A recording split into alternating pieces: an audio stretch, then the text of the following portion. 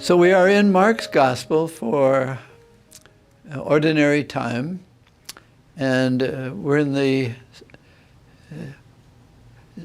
sixth, and I'm going to say, of Epiphanies. So try to follow me. This is I'm not making this up, but it's there.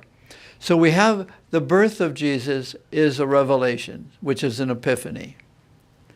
Then the second one is when he is presented in the synagogue according to the Jewish law. So he's presented, revealed as a very faithful Jew child, circumcision, presentation.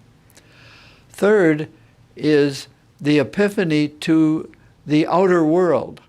So you have a natural birth, then a birth in the Jewish tradition, then you have a birth to the wider world, represented by the three kings, the three sages or magi. And they, text says, they went by another way. They returned to their lives another way. That this Jesus is not just for the people of Israel, but for the whole world. And we talked about that in Epiphany.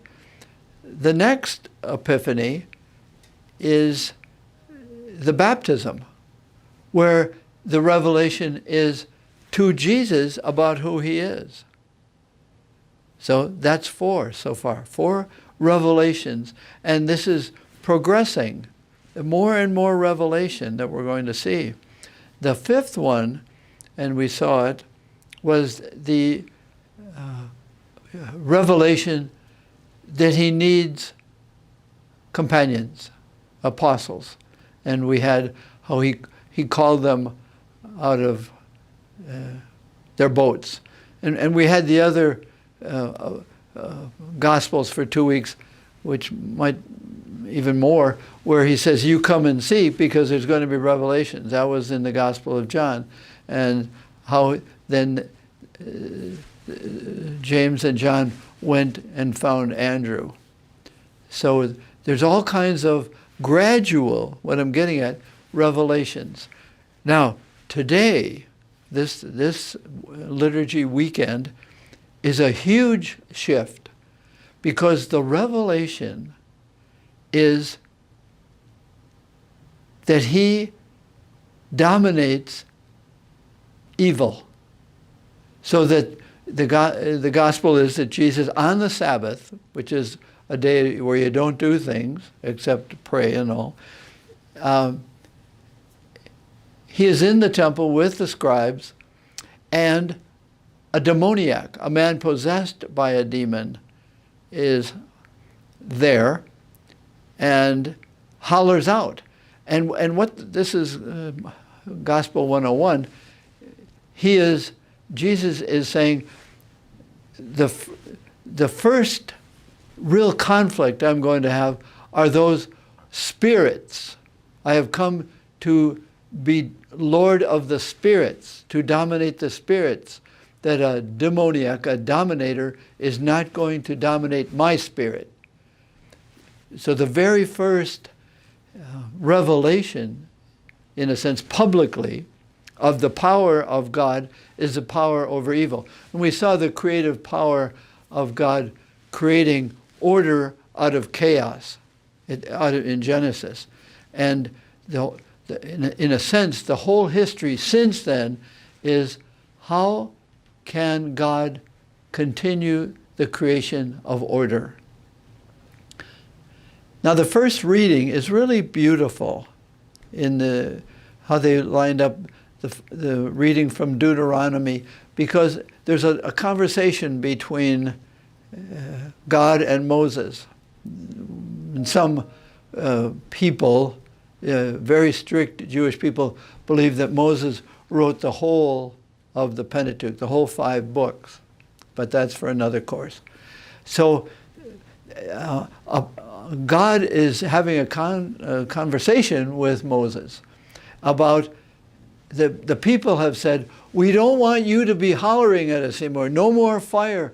No more frightening conversations. Okay? Send us someone that can speak our language, that can be with us. And God says to Moses, okay, they asked for it.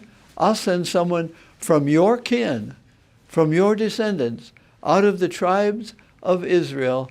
I will send a prophet who will do what I say. And those who hear it and abide by it, the law, what that prophet will say, they will live, and those who resist it will die. That's the first reading. It's very important because it's a prophecy that the Messiah, the prophet, will come from the kin of Abraham, Isaac, Jacob, David, and Moses all together.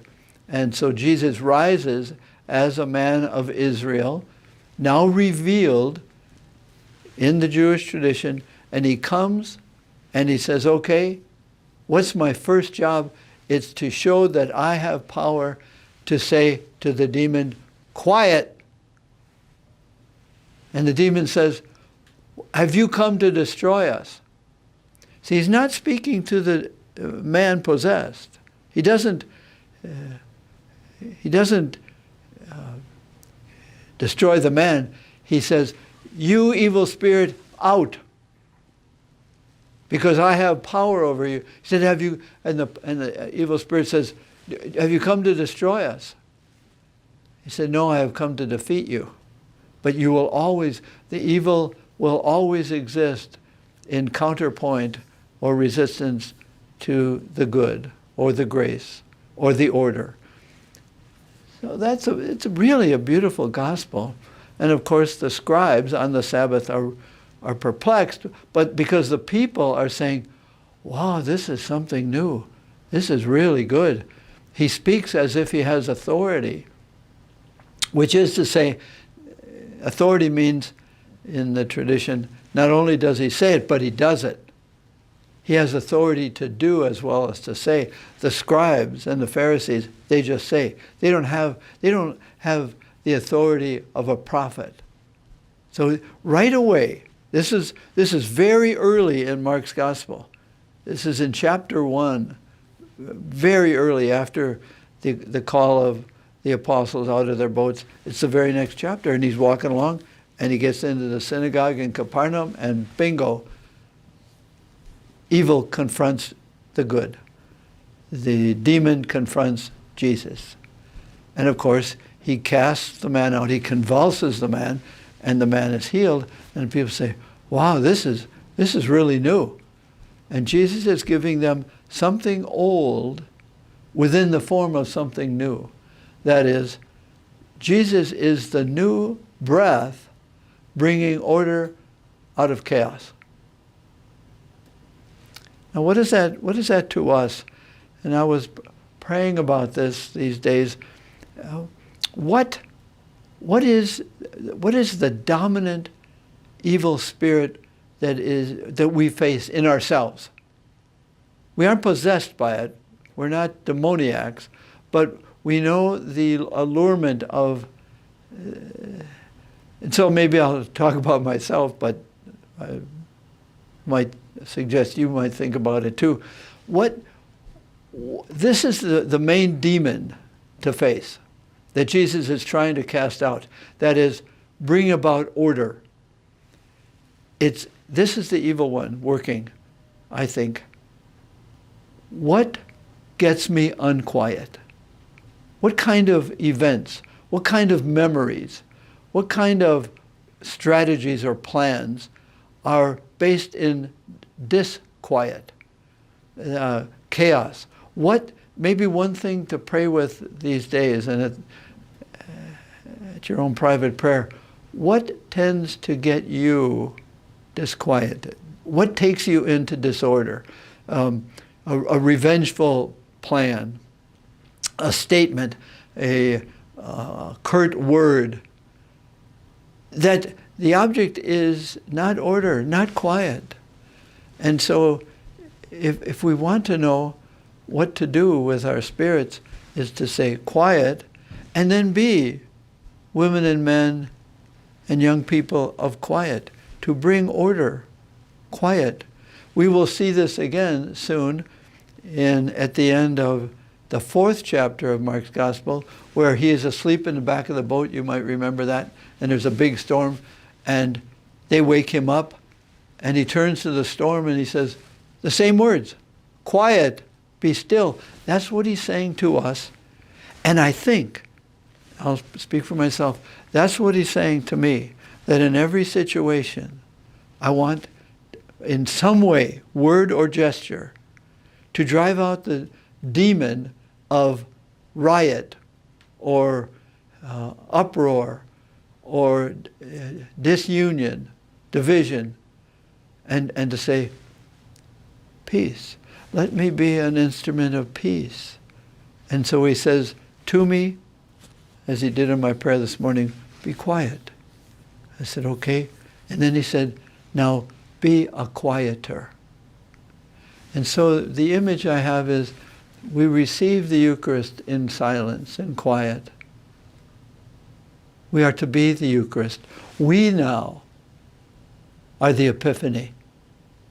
As Jesus was to the scribes, by what he did, how he revealed himself, we are the latest epiphany of the person and mission of Jesus. We receive it, we believe it, we distribute it. My peace is a gift to me. His peace to me is a gift to my sisters and brothers.